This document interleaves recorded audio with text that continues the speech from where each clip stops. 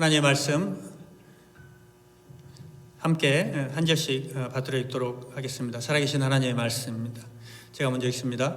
한 병자가 있었는데 그는 마리아와 그의 자매 마르다의 마을 베다니에 사는 나사로였다. 마리아는 주님께 향유를 붓고 자기의 머리털로 주님의 발을 씻은 여자여, 병든 나사로는 그의 오라버니이다. 그 누이들이 사람을 예수께로 보내서 말하였다. 주님 보십시오. 주님께서 사랑하는 사람이 앓고 있습니다. 예수께서 들으시고 말씀하셨다. 이 병은 죽을 병이 아니라 오히려 하나님의 영광을 드러낼 병이다. 이것으로 말미암아 하나님의 아들이 영광을 받게 될 것이다. 예수께서는 마르다와 그의 자매와 나사로를 사랑하셨다. 근데 예수께서는 나사로가 앓는다는 말을 들으시고도 계시던 그곳에 이틀이나 더 머무르셨다. 그리고 나서 제자들에게 다시 유대 지방으로 가자 하고 말씀하셨다. 제자들이 예수께 말하였다. 선생님, 방금도 유대 사람들이 선생님을 돌로 치려고 하였는데 다시 그리로 가려고 하십니까? 예수께서 대답하셨다. 낮은 12시간이나 되지 않느냐? 사람이 낮에 걸어다니면 햇빛이 있으므로 걸려서 넘어지지 않는다. 그러나 밤에 걸어다니면 빛이 그 사람 안에 없으므로 걸려서 넘어진다. 같이 읽겠습니다. 이 말씀을 하신 뒤에 그들에게 말씀하셨다. 우리 친구 나사로는 잠들었다. 내가 가서 그를 깨우겠다. 아멘. 인간은 죽음 앞에서는 무력합니다. 죽음이 부르면 두 손 들고 가야 합니다. 죽음 앞에서는 저항할 자가 아무도 없습니다. 죽음이 찾아오면 나는 안 가겠다고 연기할 수도 없습니다. 죽음에는요, 예배가 없습니다. 죽음 앞에서는 어느 누구도 특권을 누릴 수가 없습니다. 그런 면에서 죽음 앞에서 인간은 평등하다고 할 수 있을 것입니다. 물론 죽음은 미리 알 수도 없습니다. 우리가 태어난 것은 생년 원리로 왔지만 갈 때는 순서대로 가는 것이 아닙니다. 죽음은 예측할 수 없습니다. 돈으로 죽음을 막을 수 있으면 좋겠는데 막을 수도 없습니다. 우리가 이 땅에서 큰 돈을 버는 것 같고 큰 성공을 하는 것 같지만 부르시면 가야 되는 것이 우리의 인생입니다. 이것이 죽음이라는 것입니다. 돈도 권력도 명예도 무력한 것이 죽음입니다. 철학과 지성과 돌을 닦는 수양으로 해결할 수 있는 것이 아닙니다. 죽음은 인간이 가지고 있는 가장 커다란 실존의 문제이기도 합니다. 인생은요, 그래서 죽음을 두려워합니다. 마음속 깊은 곳에 이 죽음에 대한 나이가 젊은 사람이나 나이가 있는 사람이나 이 죽음에 대한 두려움이 있습니다. 그래서 히브리서 2장 14절에서 15절에 성경은 이렇게 얘기합니다. 그가 죽음을 겪으시고서 죽음의 세력을 쥐고 있는 자, 곧 악마를 멸하시고 또 일생 동안 죽음의 공포 때문에 종노릇하는 사람들을 해방시키시기 위함이었습니다. 예수님이 이 땅에 오신 이유라는 것이죠. 죽기를 무서워함으로 종노릇하는 것이 우리 인간이다라고 성경은 말씀하고 있습니다. 과연 누가 이 죽음의 문제를 해결해 줄 수 있을까요? 인간의 가장 마음 깊은 곳에 있는 죄와 이 죽음의 문제를 해결해 줄 수 있는 분이 누구일까요? 성경은 얘기합니다. 예수 그리스도. 오직 주님만이 이 문제를 해결할 수 있다고 말씀하고 있습니다.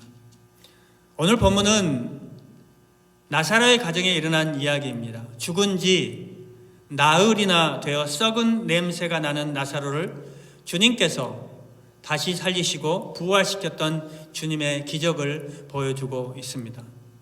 오늘 말씀을 들으면서 성령님께서 여러분 한 사람 한 사람 우리가 가지고 있는 문제들이 해결되어지는 역사, 또한 내 인생의 문제들을 해결해 줄 거라는 그러한 기대감을 가지고 우리가 함께 예배 드릴 수 있기를 소원합니다. 첫 번째 오늘 본문 속에서 우리에게 가르쳐주는 귀한 진리는 고난이 찾아와도 우리의 삶에 고난이 찾아와도 하나님의 사랑을 믿으라는 것입니다. 요한복음 11장 오늘 본문의 3절 말씀 한번 볼까요? 11장 3절 함께 읽어보겠습니다. 같이 읽겠습니다. 시작. 그 너희들이 사람을 예수께로 보내서 말하였다. 주님 보십시오. 주님께서 사랑하시는 사람이 앓고 있습니다. 여기서 여러분 우리가 집중적으로 중요하게 봐야 될 게 뭐냐면 사랑이에요. 사랑. 누가 사랑하는 거예요? 주님께서 사랑하시는 사람이 병이 들었습니다. 자, 5절도 한번 볼까요? 5절도 한번 보겠습니다. 같이 읽겠습니다. 시작.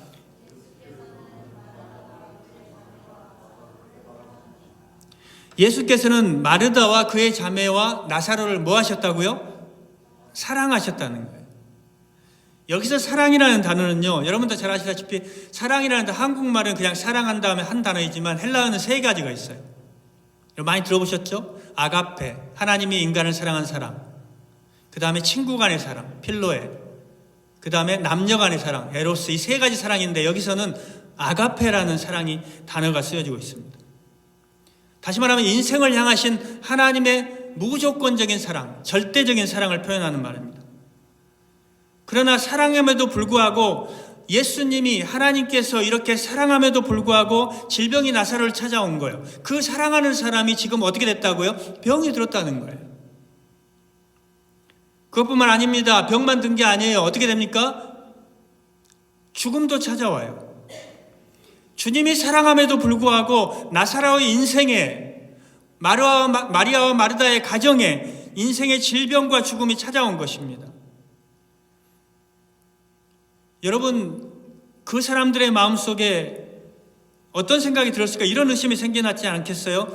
정말 예수님이 우리를 사랑하시는 걸까?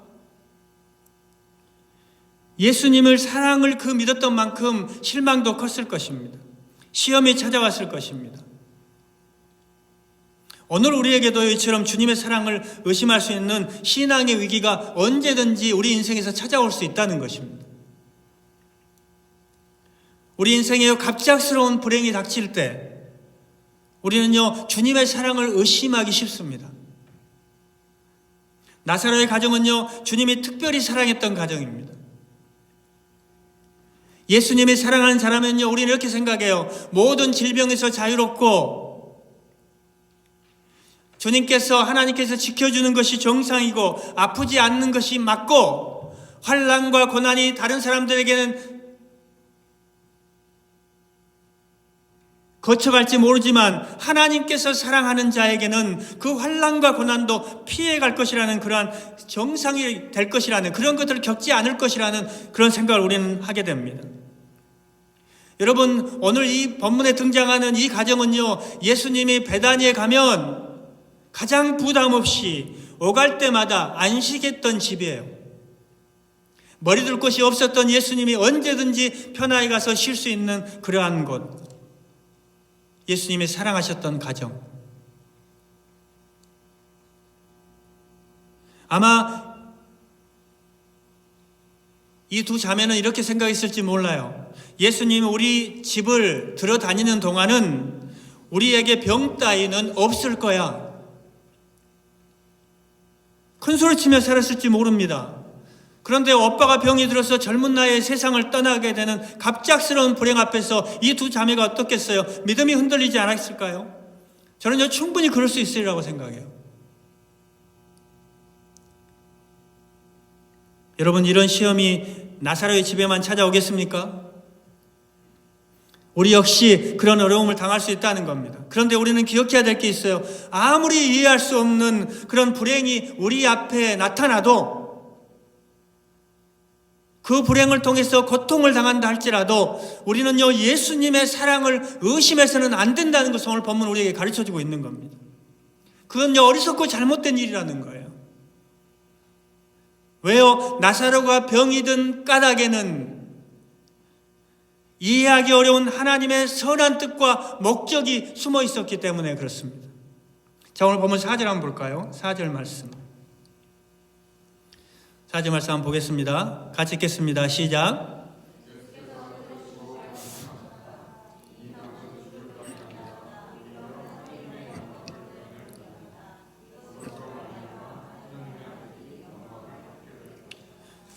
뭐라고 그러는 거예요? 예수님께서 이 병은 죽을 병이 아니라 오히려 하나님의 영광을 드러낼 병이다. 이것으로 말미암아 하나님의 아들이 영광을 받게 될 것이다. 다시 말하면 무슨 말이에요? 안 죽는다는 거예요. 걱정하지 말라는 거예요. 하나님께서 영광을 받으신다는 거예요. 나사로의 그 죽음 뒤에는 하나님의 숨겨져 있는 깊은 뜻이 있었다는 것입니다. 그렇기 때문에 갑작스러운 불행이 우리 삶에 찾아올 때 예수님이 정말로 날 사랑하시는지 의심하는 것은 어리석은 태도가 아닐 수 없다는 거예요. 오늘 우리는요, 말씀을 통해서 깊은 진리를 깨달아야 됩니다. 우리 역시 저와 여러분도 주님의 사랑을 받는 하나님의 자녀들이에요. 그럼에도 불구하고 원하시지 않는 일들이 일어날 수 있어요. 여러분 가운데 질병으로 고통당하는 분이 계십니까? 자녀들의 문제가 있습니까? 인간관계에 문제가 있습니까? 사업에 실패했습니까? 인생의 짐이 너무 무겁습니까? 이 모든 불행들이 우리에게 어떻게 해요? 찾아올 수 있다는 거예요. 이럴 때면요, 솔직히 우리의 마음속에 갈등이 생겨. 하나님이 나를 사랑하시는가? 여러분만 그러는 게 아니에요. 목회자인 저도 마찬가지예요. 부족하지만, 부끄럽지만. 정말 주님이 날 사랑하시나? 정말 주님이 살아계신 건가? 그런데 여러분 귀를 열고요, 마음에 들려오는 성령님께 주시는 그 주님의 음성을 들으시기 바랍니다. 이 병은 죽을 병이 아니라 하나님의 영광을 드러내기 위한 병이다라는 거예요. 이것으로 말미암아 하나님의 아들이 영광을 받게 될 것이라는 겁니다. 다시 말하면 너의 실패와 아픔은 망할 것이 아니라 그것을 통해서 하나님의 영광을 받으실 것임을 내가 믿기 바란다는 이 주님의 음성을 들으시기를 주의 이름으로 축복합니다. 우리 생각에는요, 하나님이 사랑하면 고난이 없을 것 같아요. 고난도 없을 것 같아요. 예수 믿으면 역경도 없을 것 같아요. 그런데 그렇지 않아요. 성경은 그렇게 약속하지 않아요. 요한복음 16장 33절도 이렇게 합니다. 너희가 환난을 당하나 담대하라. 내가 세상을 이기었노라. 예수 믿는 사람들에게 환난이 면제된다고 말하지 않아요. 예수 믿는 사람들에게도 환난을 당할 수 있다는 겁니다. 그런데 어떻게 하라는 거예요? 담대하라는 거예요. 좌절하지 말라는 거예요. 예수님이 세상을 이긴 것처럼 우리가 예수님의 이름을 붙잡고 하루하루 살아갈 때 우리도 세상을 이길 수 있다는 것입니다. 할렐루야. 여러분, 예수님이 그렇게 사랑했던 바울, 주님을 위해서 목숨을 바쳤던 사람이죠. 그런데 그 사도 바울이요, 자기의 생애를 어떻게 말하는지 아십니까? 한번 같이 볼까요? 갈라디아서 6장 17절 한번 같이 읽어보겠습니다. 시작.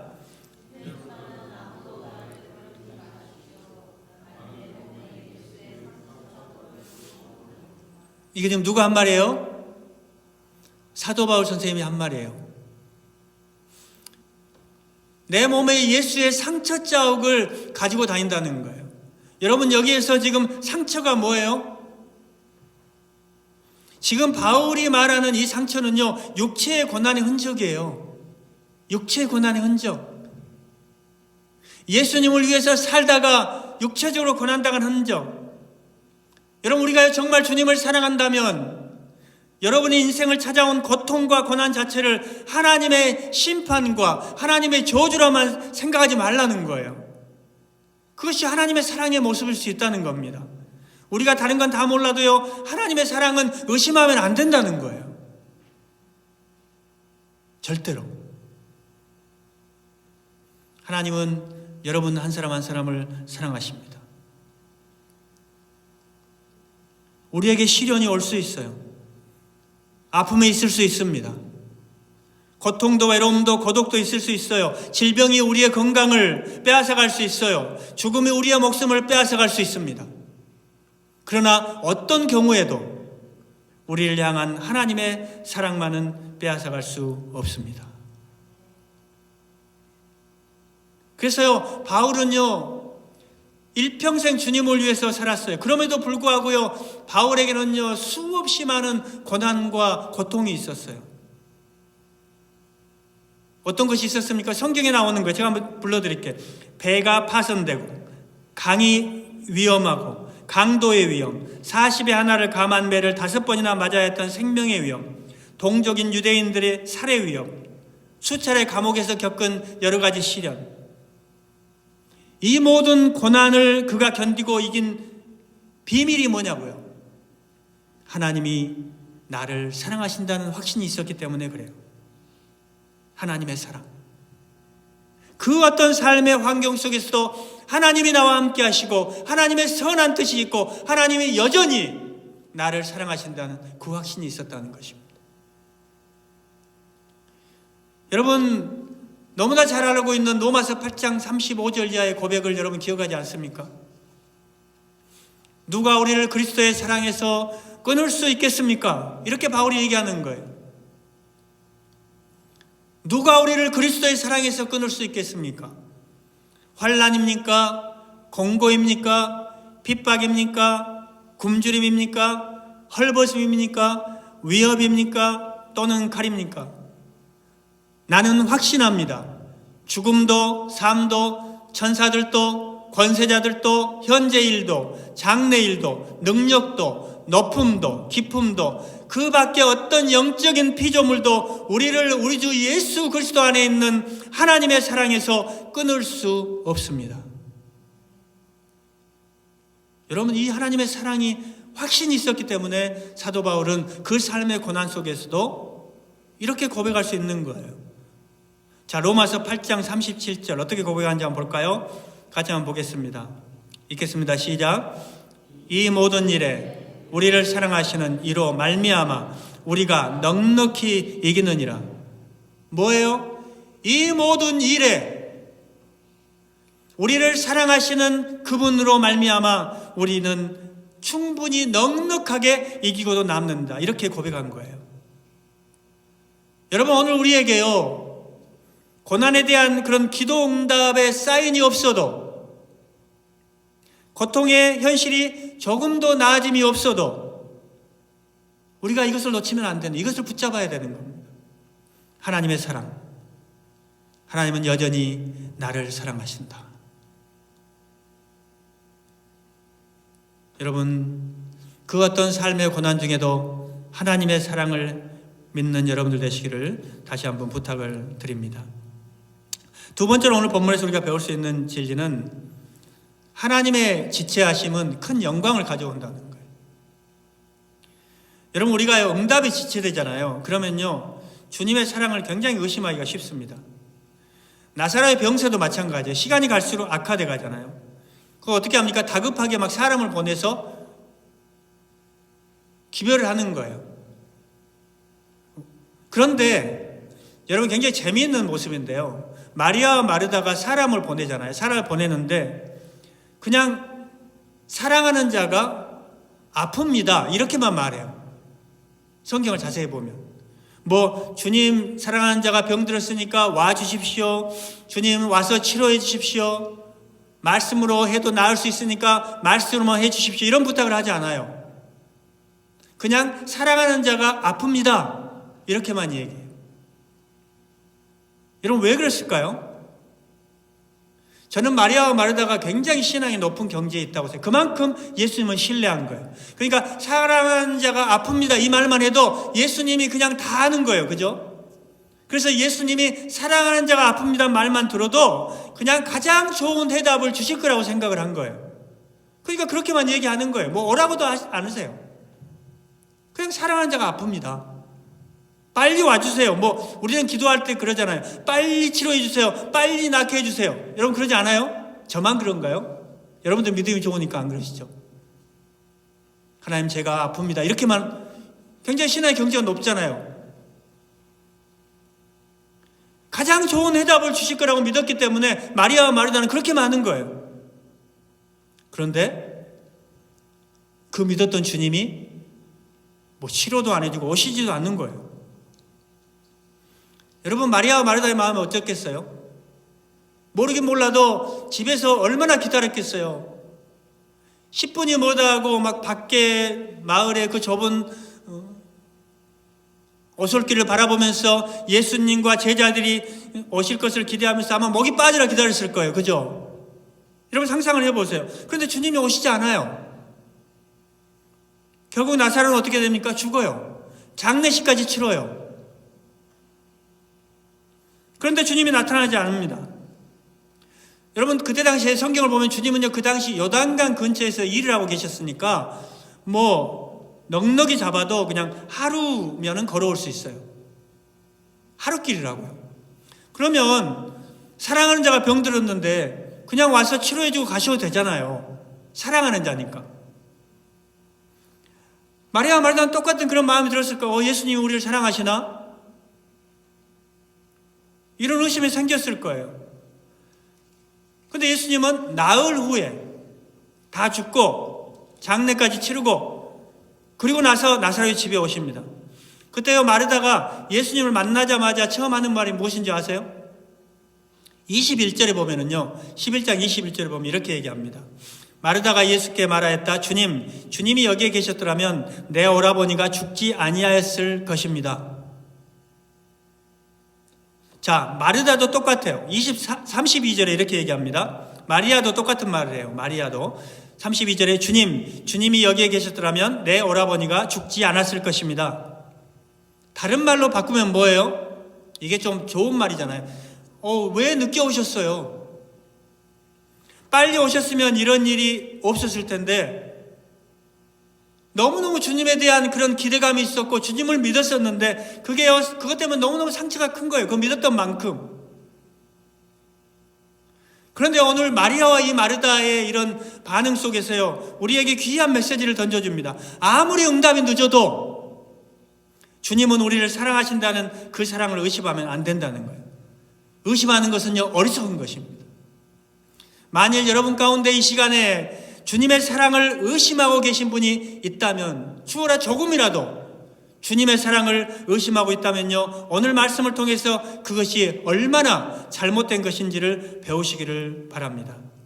예수님은요, 비록 지체하셨지만 찾아오셨고 나사로를 죽음에서 어떻게 했어요? 다시 살리셨습니다.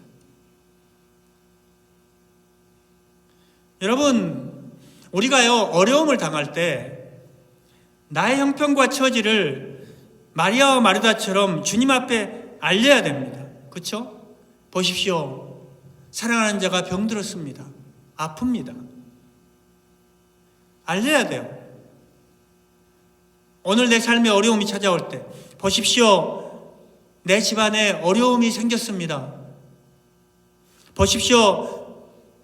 내 자녀가 고통을 당하고 있습니다. 무슨 내용이든 알려야 돼요. 주님의 사랑을 받은 자녀이지만 때로는 우리가 어려움을 당할 수 있어요. 그럴 때마다 우리는 어떻게 해야 돼요? 마리아 마르다처럼 알려야 됩니다.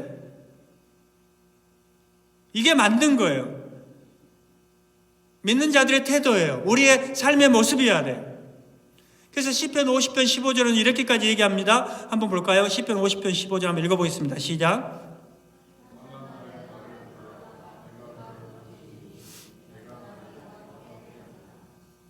자, 무슨 말이에요? 환난 날에 어떻게 하라고요? 나를 부르라. 그러면 어떻게 한다고요? 건지겠다. 너 삶에 어려움이 있니? 그러면 나를 찾아봐. 그러면 내가 그 문제를 해결해 줄게. 자, 그러면 어떻게 됩니까? 우리가 누구를 영화롭게 해요? 하나님을 영화롭게 한다는 거예요. 우리의 인생의 문제들을 하나님 앞에 찾을 때, 하나님 앞에 내려놓을 때 하나님께서 그 인생의 문제를 해결해 주고 그 인생의 문제가 해결되는 것을 보고 저 친구는 예수 믿기 때문에 저런 일이 일어나구나. 하나님은 살아계시구나. 하나님이 저 사람의 삶 가운데 함께 하시구나. 이런 결과, 이런 것들을 약속하고 있는 겁니다. 여러분, 우리가요, 하나님의 사람들이요, 여러분 예수 믿으면서 힘든 이유가 뭐예요? 하나님이요, 빨리빨리 이렇게 응답을 해주셔야 되는데 응답을 안 해주세요. 하나님, 왜 설명해 주시지 않습니까? 참 괴로워요. 어떤 때는 몸이 불편하고요. 어려울 때 하나님 좀 빨리 고쳐주세요. 근데 하나님이요, 응답이 없어요. 기다리게 만드세요. 저는 여기에 하나님의 사랑의 신비가 있는 것 같아요. 하나님의 사랑 때문에요, 지체되는 경우가 있어요. 하나님이 우리를 더 크게 쓰시기 위해서 지체하고 더 기다리고 계신다는 사실을 여러분, 우리는 기억해야 됩니다. 여러분, 믿음이 무엇입니까? 응답이 없을수록 더 잘 믿는 것이 참 믿음입니다. 여러분, 신앙이 얼마 안 되신 분들은요, 이렇게 생각할지 몰라요. 참 잘 끼워서 맞춘다. 그런데 이게 성경의 진리예요. 여러분, 믿음의 선배들을 한번 보세요. 요셉을 보세요. 요셉. 하나님이 요셉을 사랑했습니다. 요셉도 하나님 앞에 진실하게 살았습니다. 그런데요, 주님의 사랑했던 사람인데 노예로 팔려가요. 형제들 손에 의해서. 몇 년 고생합니까? 13년을 고생해요. 성실하게 살았지만 다시 누명을 쓰고 감옥에 가고 13년을 기다리게 만듭니다.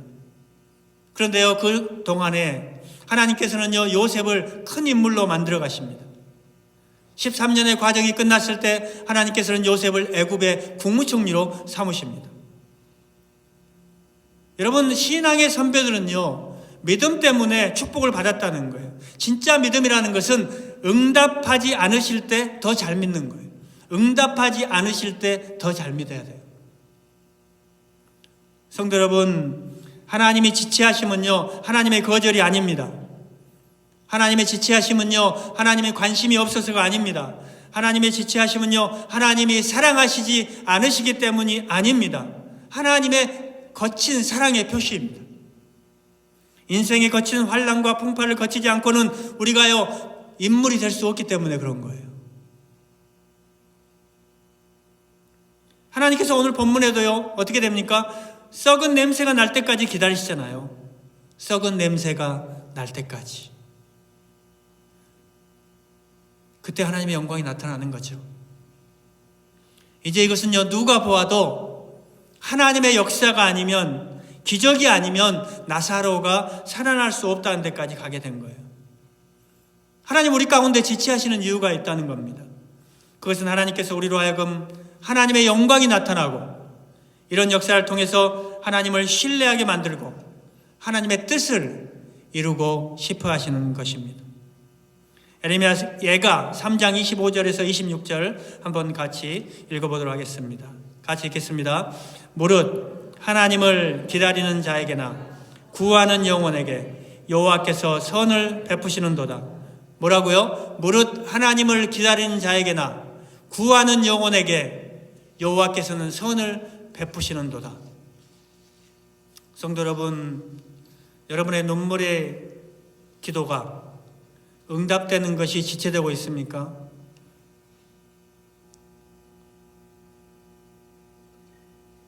왜 내 문제가, 왜 내 자녀들이, 왜 내 삶이 혹시 안타까워하고 있지는 않습니까?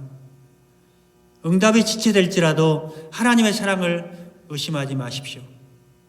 그 배후에는 하나님의 선하신 뜻이 있다는 사실을 기억하시기 바랍니다. 하나님, 우리가 기도하고 기다리는 동안 하나님은 위대한 일을 만들어 가신다는 사실을 믿음으로 여러분 받아들이시기를 주의 이름으로 부탁을 드립니다. 마지막으로요, 예수님은요, 죽음을 정복하신 분이십니다. 굉장히 중요한 말씀인데요. 여러분, 예수님이 어디까지 인간의 문제를 해결할 수 있을까? 이게요, 지금 우리들의 어떤 질문이기도 하지만 그때 당시에 유대인들의 그런 질문이기도 했어요. 자, 예수님께서 여러분, 우리가 요한복음에서 계속해서 보고 있지만 물로 포도주를 만들었습니다. 오병이요, 떡 5개와 물고기 2마리로 5,000명을 먹이고도 12광줄이 되는 광주를 거두었습니다. 그 다음에 나면서 소경된 자의 눈을 뜨게 만들었습니다. 나병 환자를 치료했습니다. 그 다음에 태어나서부터 누워서 지낼 수밖에 없는 38년 된 병자를 일어나 걷게 하셨습니다. 그 사람들은 생각하는 거, 그러면 예수님이 어디까지 인간의 문제를 해결할 수 있겠는가? 과연 죽음의 문제까지 해결할 수 있겠는가? 이것이 사람들이 가지고 있는 질문이었어요. 그래서 오늘 본문은 아니지만 11장 37절에 보면 이런 말씀이 나와요. 제가 한번 읽어볼게요. 그 가운데서 어떤 사람은 이렇게 말하였다. 눈먼 사람의 눈을 뜨게 하신 분이 이 사람을 죽지 않게 하실 수 없었단 말이요. 무슨 말이에요? 죽음의 문제를 눈을 뜨게는 했는데 죽음의 문제를 예수님이 해결할 수는 없었느냐, 이런 이야기죠. 여러분, 인간에게는 누구나 문제가 있어요. 그죠? 여러분 이렇게 다 그냥 잘 이렇게 멋있게 좋은 옷을 입고 앉아있지만 문제 없는 사람은 없잖아요. 그리고요, 또 특징이 뭐냐면 문제를 다 가지고 있는데 내 문제가 가장 크다고 생각해요. 내 문제. 그죠? 그런데요, 사람의 문제가 아무리 복잡하고 크다고 해도요, 죽음의 문제 앞에서는 문제가요, 정말로 작아요. 죽음의 문제. 마지막 순간을 기다리고 있는 사람들. 내일까지 살아있을 것인가? 정말로 오늘 죽을 것인가? 내일 죽을 것인가? 이 사람들 앞에 가보세요. 우리의 문제는요, 그냥 문제도 아니에요. 그 당시 유대인들도 그렇게 이제 생각을 한 거예요. 누가 이 죽음의 문제를 해결할 수 있을까? 소경의 눈을 뜨게 하신 예수님께서 이 문제를 해결할 수 있겠는가? 오늘 우리들에게도 마찬가지예요. 누가 나의 영혼의 문제, 이 문제를 해결할 수 있는가?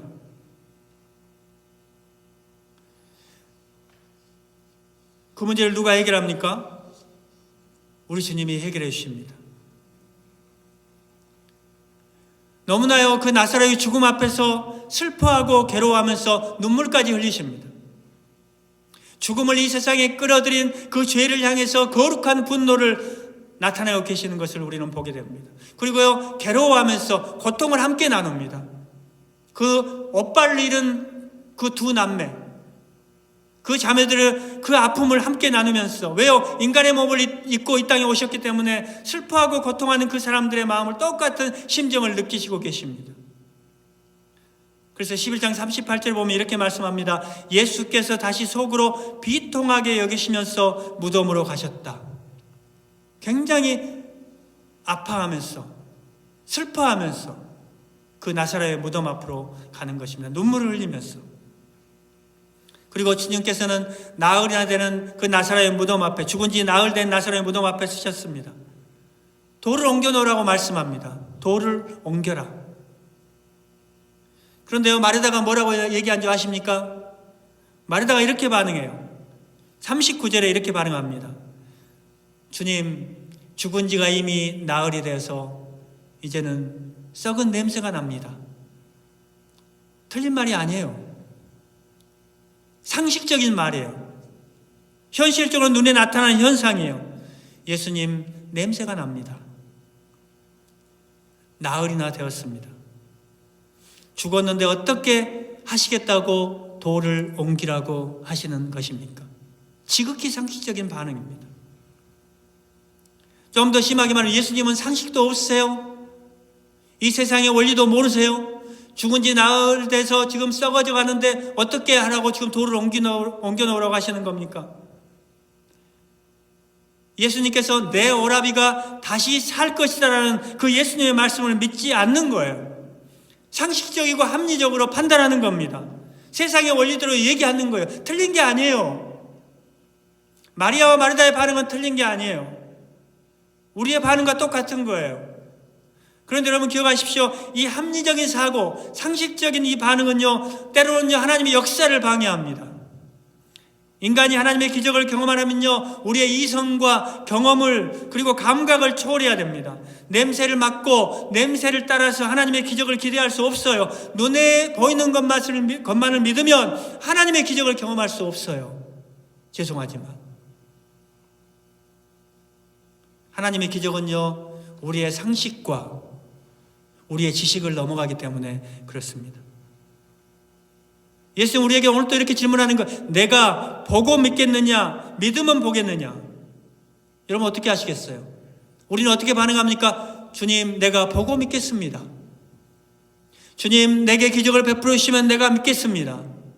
주님, 내 삶을 바꿔주시면 나는 주님을 죽도록 평생 따르겠습니다. 우리는 이렇게 말해요. 그런데 그게 아닙니다. 믿음은. 기독교는요, 보고 믿는 거예요. 보고 믿는 게 아니에요. 믿고 보는 거예요. 내가 믿을 때 보이는 거예요. 베드로가 예수님을 따를 때도 마찬가지. 처음에 예수님께서 베드로를 부를 때 어떻게 부르셨습니까? 물고기를 잡고 있었어요. 바닷가에서. 그런데요, 물고기를 하나도 못 잡았어요. 평생 물고기를 잡은 베드로였습니다. 그래서 예수님께서 지나가시다가 깊은 데로 가서 그물을 던지라고 얘기합니다. 그때 베드로가 뭐라고 얘기합니까? 내가 밤새도록 그물을 던져보았지만 한 마리도 못 잡았습니다. 그 말에는 무슨 뜻이 있어요? 나는 평생 어부로 살았던 사람입니다. 근데 내가 저녁 내내 물고기를 잡았는데 한 마리도 못 잡았습니다. 이 말이에요. 그러나 나는 주님의 말씀에 의지해서 그물을 던지겠습니다. 그물을 던졌어요. 어떤 일이 납니까? 물고기가 너무 많이 잡혀서 그물이 찢어질 정도로 잡혀서 주위에 있는 사람들을 불러 모았습니다. 여러분, 믿음은 이거예요. 우리가 믿는 믿음은. 보고 믿는 게 아니에요. 믿으면 보이는 거예요. 여러분, 썩어져가는 나병 환자를 치료하신 예수님, 38년 된 병자를 치유하시는 예수님, 떡 5개와 물고기 2마리로 기적을 베푸시는 예수님을 여러분 다 만나셨잖아요. 주님은요, 우리를 자유케 하십니다. 죄로부터도 자유케 합니다. 질병으로부터 자유케 하고요, 두려움과 공포, 죽음으로부터도 우리를 자유케 하십니다. 그래서 성경은 우리에게 얘기합니다. 나를 믿는 자는 죽어도 산다고 말씀하고 있는 것입니다. 하나님의 역사예요. 나를 믿는 자는 죽어도 살겠고 무릇 살아서 나를 믿는 자는 영원히 죽지 아니하리라. 우리에게 이 죽음의 문제가 영원히 해결되었다는 것입니다. 이 부활의 능력이 우리에게 있는 것입니다. 예수를 믿는 저와 여러분에게 이런 능력이 있는 거예요. 예수 믿는 것이 여러분 행복이어야 되잖아요. 예수 믿고 교회에 다니는 것이 능력이 되어야 되잖아요. 주님이 말씀합니다. 나는 부활이요 생명이니 나를 믿는 자는 죽어도 살고 살아서 나를 믿는 자는 영원히 죽지 아니하리라. 그리고 우리 주님은요, 마르다에게 한 말씀 덧붙입니다. 내가 이것을 믿느냐? 여러분에게 오늘 주님이 묻습니다. 나는 부활이요 생명이니 나를 믿는 자는 죽어도 살고 살아서 나를 믿는 자는 영원히 죽지 아니하리라. 내가 이것을 믿느냐? 여러분, 이걸 믿으신다면 마르다처럼 네, 주님, 주는 그리스도시요 세상에 오시는 하나님의 아들인 줄을 내가 믿나이다, 이런 고백을 해야 할 것입니다. 사랑하는 성도 여러분, 우리가 어려움을 당해도 주님이 사랑하시는 것을 믿습니까? 우리의 기도가 더디 이루어져도 주님이 아시고 계시는 것을 믿으시는지요? 주님을 믿는 사람은 죽어도 사는 것을 믿습니까? 살아서 믿는 사람은 영원히 죽지 않는 것을 믿습니까? 오늘 이 시간 우리 한 사람 한 사람이 이 질문에 주님, 내가 믿습니다, 고백하는 축복이 함께 하시기를 바랍니다. 기도드리겠습니다.